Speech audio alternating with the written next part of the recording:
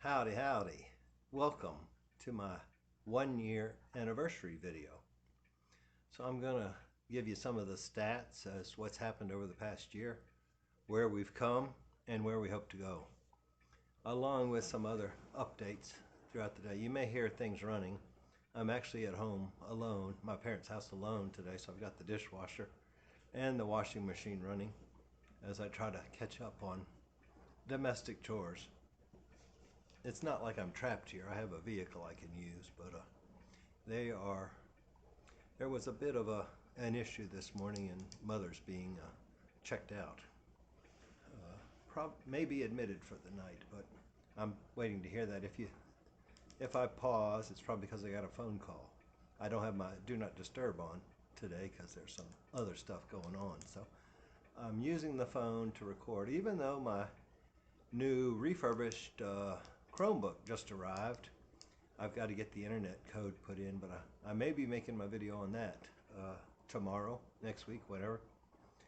It's exactly like the one I had, but I guess it's been reconfigured or remade or something, so I'm excited about that. Glad I was here to catch it. But I did write some notes down.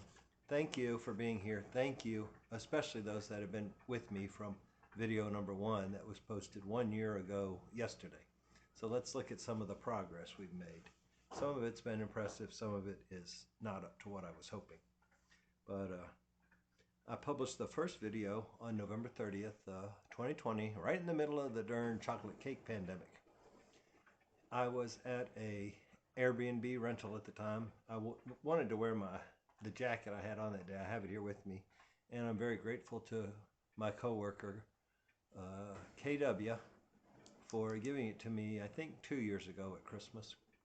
She's about the only thing I miss from that job.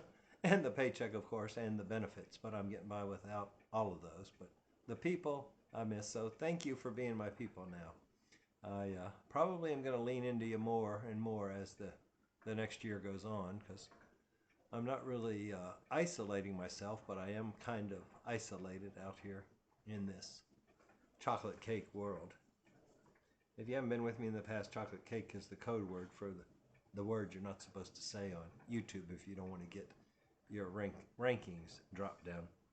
But let's get back to the channel. And if you're just finding me, there should be a button that pops up over in this corner somewhere, a little red, white, and blue circle. You can click on that if you wish to subscribe to this channel. Like I say, I've been on YouTube 1 year as of yesterday. So this next year is actually going to be rather exciting, and I tried to use my course to make this video, to do a little bit of research and what they call reverse engineering for this video. So let's see if I can get through it here. Okay, over the last year I've got 90 subscribers. Thank you very much. Thank you each and every one. I really thought I'd have 100 before I even went live with 5,000, almost 5,000 friends on Facebook, thousands on my photography page, hundreds on my CP59 Fit page, and then another 400 or 500 on Instagram. But that just goes to show you all those platforms don't cross over. Even some people have told me, that because YouTube is part of Google, that it's the Antichrist or something, and they'll never sign up for anything on YouTube, even if it means helping me.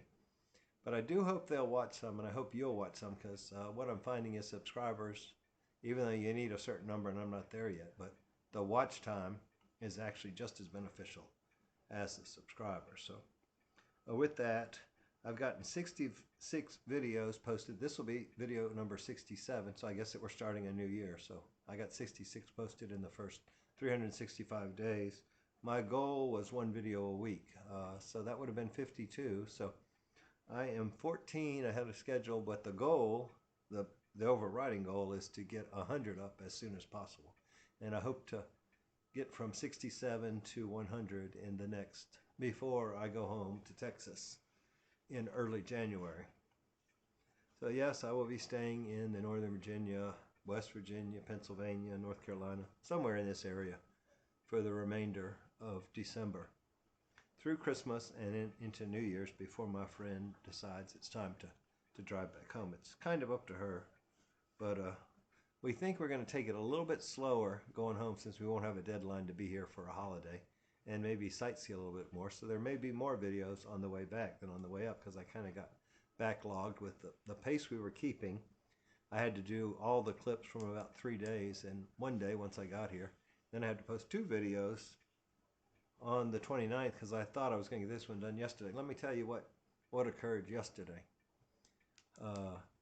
I talked to my parents saying, you know, I need to get this 1-year anniversary video up, and they were okay with that.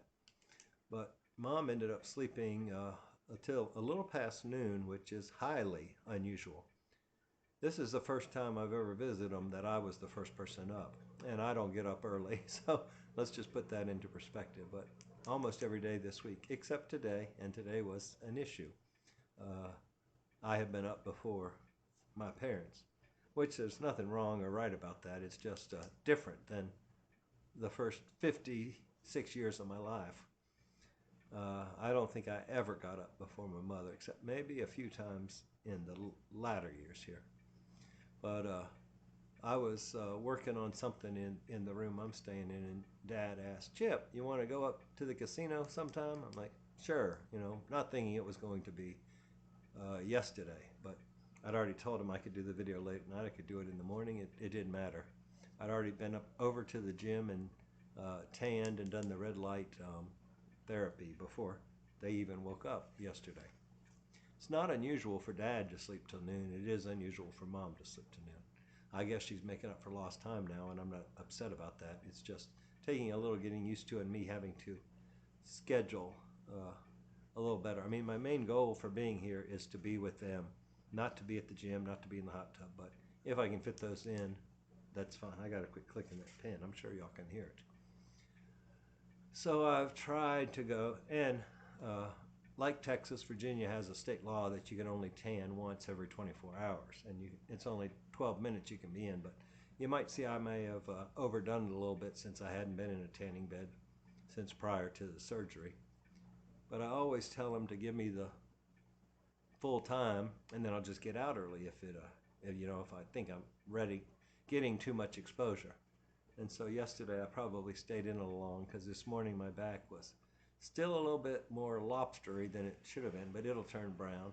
But I did go back today, but I didn't think to ask for a stand-up, so I kind of didn't really lay down. I tried to keep my back out as much, but my face may have gotten a little bit redder. I do that for the vitamin D and the nitric oxide, which the sun helps generate. But I'm not sure tanning beds have the wavelength, or as much of the wavelength, to get the nitric oxide, which is actually the best benefit. I did a video months ago on the benefits of vitamin D and the risk of skin cancer versus the benefits. So I probably need to update that video, but I would recommend going to Dr. Paul Mason's videos on YouTube. Most of them are on the Low Carb Down Under channel. He has done at least 3 with sun, vitamin D, and skin cancer, and he breaks down all the studies. That my condensed version is that even if you get skin cancer, you'll live longer than somebody that avoids the sun religiously. And there are studies from Scandinavian countries to back that up. And there's also studies about the benefits of both vitamin D and nitric oxide from regular sun exposure. So it is the winter now, so I'm back at the tanning bed. In the summer, I try to go out by the pool, which is a better form of ultraviolet radiation or sunlight. Let me get back to the stats. Okay, so I pulled up my lifetime stats on my YouTube studio. In the past, and I think they're a day behind, so they're probably through yesterday. They don't have today's up, which is fine. That's what I wanted. 14,000 views on this channel with 66 videos. 2.9 thousand watch time hours, which is phenomenal, especially when you consider that I put the first video up on November 30th, and then I did a few more until I left to come here last year on December the 10th. I had to come between the holidays last year because I was working a government job and everybody else had signed up for the holidays, so I came in between. I remember making one, rushing to make one before I jumped on the airplane. And then when I got back, the senior living place had opened up, so I was basically moving end of December and January. And I really didn't start posting again regularly till I took my birthday trip the end of April.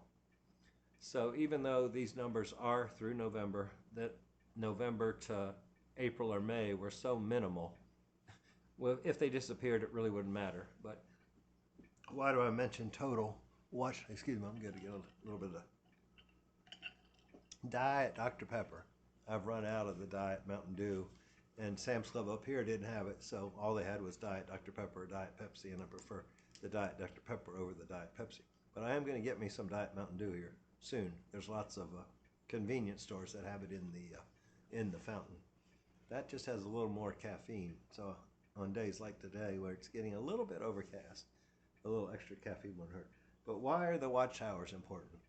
Okay, you got to remember this. YouTube Corporation is a business.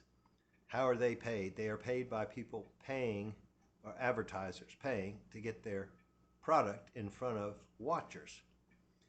And then how do they pay me? They pay me for getting people to watch my videos, which allows YouTube, the corporation, to put ads in my videos at certain breaks, generally before and after. And I can put one in the middle if I go over 10 minutes. But then they pay me a percentage of what that advertiser pays them. But the catch is you have to have 4,000 watch hours in a year and 1,000 subscribers before you're eligible for your cut. So any watching now is just free to YouTube. They can put a video. I noticed they are putting videos on my playlist. And playlists are actually the easiest way for you to help me if you're interested in helping me get to that 4,000 hours, which will not be a problem anytime soon. I think I'll be there by the end of February. I'm at 2.9 thousand, so that's 2,900 right now.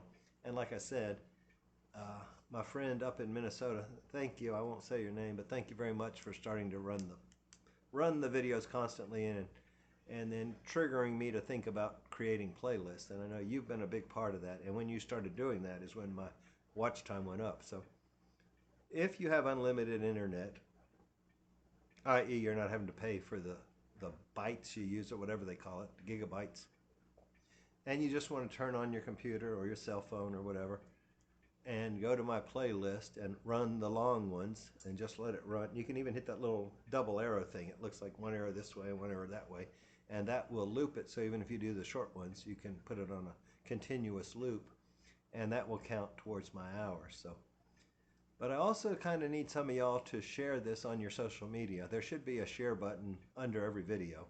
If there's one that really touches you, then share that and encourage people to watch my videos, because I need to get more subscribers. But 100 videos is kind of the magic number for the YouTube algorithm. I say it's a business. It's also an artificial intelligence. They have a very complex algorithm that's always running in the background, judging who's watching these, judging if you're interacting by hitting the like button or making a comment or hitting the subscribe button. And if you are, that tells the brain of YouTube that the average person, i.e. you, watching it, might be similar to another person watching it. So then they start, if you've ever Googled keto or low carb, high fat or carnivore or healthy aging on YouTube, then when one of my videos come up, they might put it on your homepage, which would give you an opportunity to look at it if you've never heard of me. And that's how I found a lot of the people I really like, goes through the what they call suggested videos, and everybody gets those. So like I said, the 90 subscribers are a bit discouraging with the impact I have on other social media. I had a post go viral on Facebook a couple years ago, and that gave me thousands of subscribers that I've never even met. So that might explain why they're not jumping over.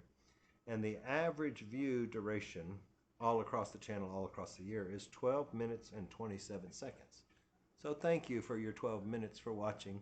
But if you can watch it 20 or 30 or 24 hours, that's even better. And you don't even have to watch it. Just turn it on, turn the volume down, let it run. That adds to the hours. Of course, they want eyeballs, and that's why they count likes when you click the like or the dislike button, and when you comment higher, because that means somebody's actually there interacting. And the algorithm and the artificial intelligence is smart enough to figure that out. So what else are we talking about here? Okay.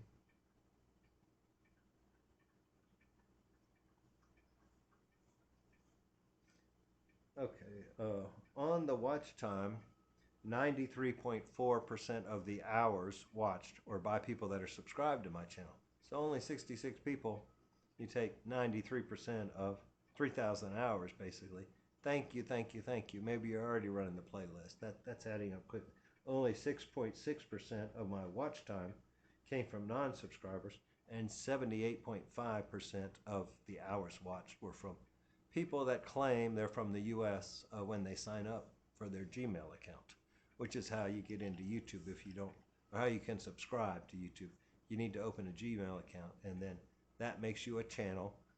You don't have to post any videos, but you have to have a channel in order to comment, like, or subscribe.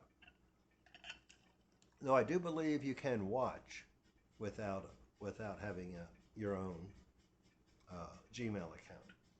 So you can watch it. Then you can watch it incognito or anonymous or whatever those hidden things are, but you can't comment or participate.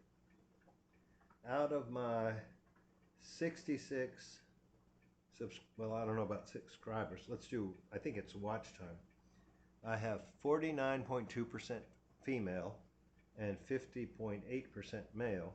But watch this. As far as watch time goes, 50.2% of my watch time is from people that signed up as females, and only 49.8% is from people that signed up as males.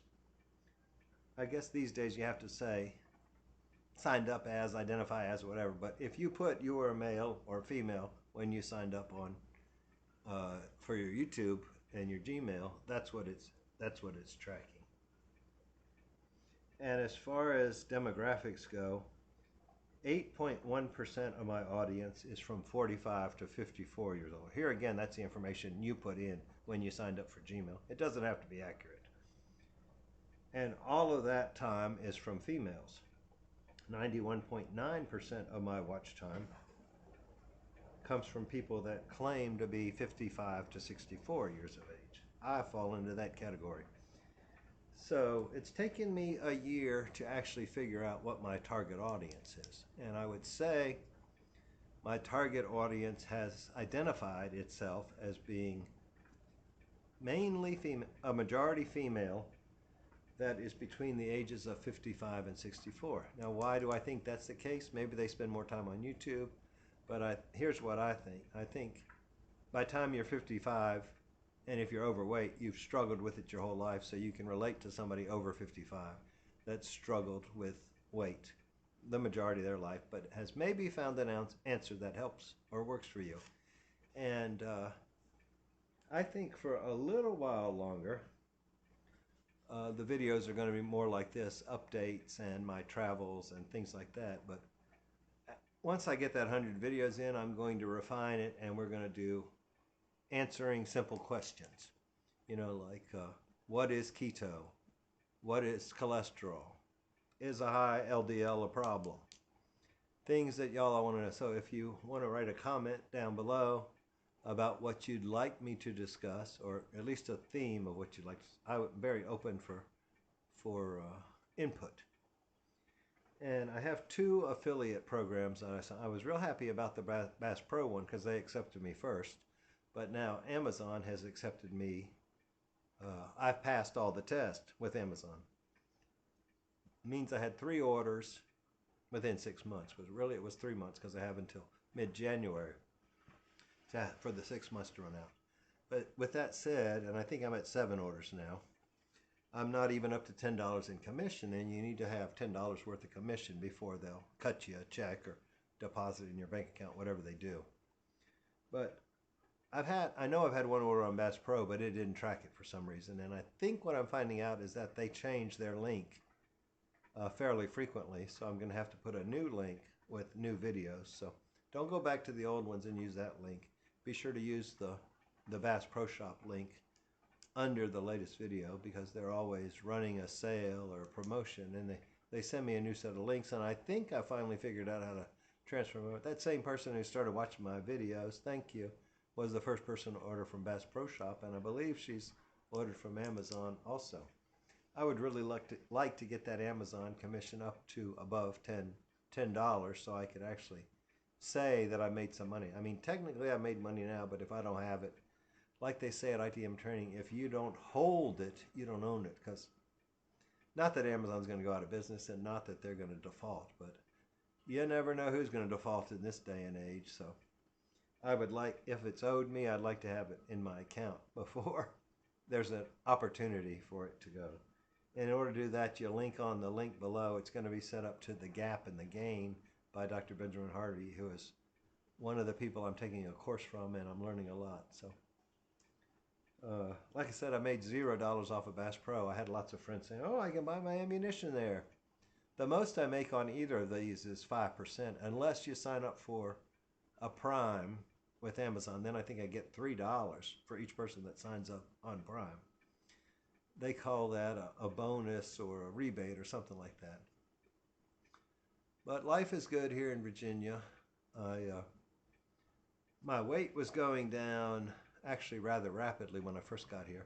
Today was the first day it had bounced a little bit. Don't tell my doctors. They might be watching this, but I had like 4 scoops of ice cream after dinner last night. And dinner was a flatbread pizza. Not supposed to eat flatbread pizza or ice cream, but oh boy, that mint chocolate chip they had last night, and then they had chocolate chips you could add on top. So technically animal-based, but way too much sugar. And then I keep pushing the thing thinking it stops the video, but it doesn't. But that pizza was really good. I had all the meat products they had and a little bit of onions on top. And they'll make it for you here, and they'll put as much stuff on it as you want. So Dad's like, put a little more cheese on it. And put a little cheese on top of the meat to hold it on. So they've been here 5 years now, so all the staff knows and loves them. In fact, Dad called me from the hospital and said, go down there and get you something. I just ate eggs and cheese here. In fact, I thought I might fast today, but I didn't. But like I said, after the ice cream and the pizza yesterday, and I had a Fuddruckers hamburger with potato wedges for lunch. And let's use this part to talk about health. Okay, I'm still technically on the Virta, that's V-I-R-T-A, Virta Health. The artificial intelligence, if you have the, what do you call it, captions or whatever it's called at the bottom. They sometimes put it V-E-R-T-A. You're not going to find it if you search V-E-R-T-A. But with them I have a glucose and a ketone monitor. My ketones obviously have been a little bit low because I've been a little high on the carbs. And I did talk to Dr. Mabry about this beforehand, and he was okay with me adding in some carbs because I'd never technically been pre-diabetic. I've never had a A1C, HbA1c over 5.7.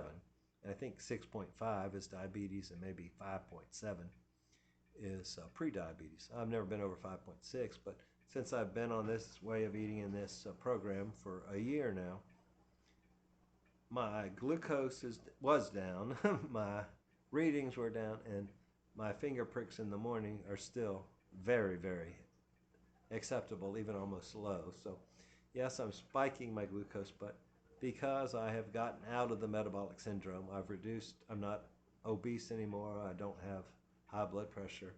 My waist circumference, I think, is still probably 40 inches or maybe more. But you have to have 3 of the 5 to have metabolic syndrome. But I got out of that. There was a video about that a while back too. But because of that, I think my body has recovered enough. I can eat a few more carbs until the end of the year, and then I'm really going to clamp down. But if you also go to the remembering, which is remembering our heritage, which was the hunter-gatherers, they always bulked up a little bit as the weather turned cold, because that's when fruit would bloom. That's when they knew winter was coming. They might have a shortage of food, so they tried to gain a little bit of weight, eat a little bit more fattening food. And it's kind of a unique challenge here. I believe both of my parents have lost weight since I was here last year. So I'm encouraging them to eat the things I'm trying not to eat. So that creates a bit of a challenge. But I didn't come up here to argue about food and say, oh, I can't eat that, I can't eat that, I can't eat, which I can eat anything I want. And last year when I was here, they were always saying, can you eat this, can you eat that? So I determined this year I wasn't going to go through that. I was just going to say, I'm going to eat what I want, I'm going to eat what's available, and I'm going to be mindful of what I eat. And I've kind of switched to more of an animal-based diet than a 100% carnivore. As I'm coming to find out that a few extra carbs might actually be beneficial for some people. Not if you're a diabetic, not if you're a type 2 diabetic. But if you don't have insulin resistance, if you don't have the metabolic syndrome, which I have recovered from both of those, or at least have them in remission, then I have a little more leeway than I did a year ago when I started this channel. Not that I'm going to take too much advantage of it. I don't plan. Dr. Mabry cautioned me in my email the other day, it sounds like you're over 50 grams of carbs per day, and you should stay under 20 net grams of carbs. But if you continue down that path, you're likely to gain all the weight back and push your HbA1c up into the diabetic range or pre-diabetic range. I don't want either of those, so they're not going to happen. But I'm also not going to spend the whole holiday season saying, oh, I can't have a chocolate chip cookie. Oh, I can't have a scoop of ice cream. I probably shouldn't have 4 after having a pizza and turning down the cabbage and whatever else they had for vegetables. But it is what it is, and I am who I am, and I'm going to be what I'm going to be. So what are we going to do in the next year? We're going to get this over 4,000 hours of watch time, and we're going to get this over 1,000 subscribers. And I'm going to be dancing a happy dance, and I'm going to be giving you so much information. You'll be so happy and healthy. We'll all have a great 2022. Love you. God bless.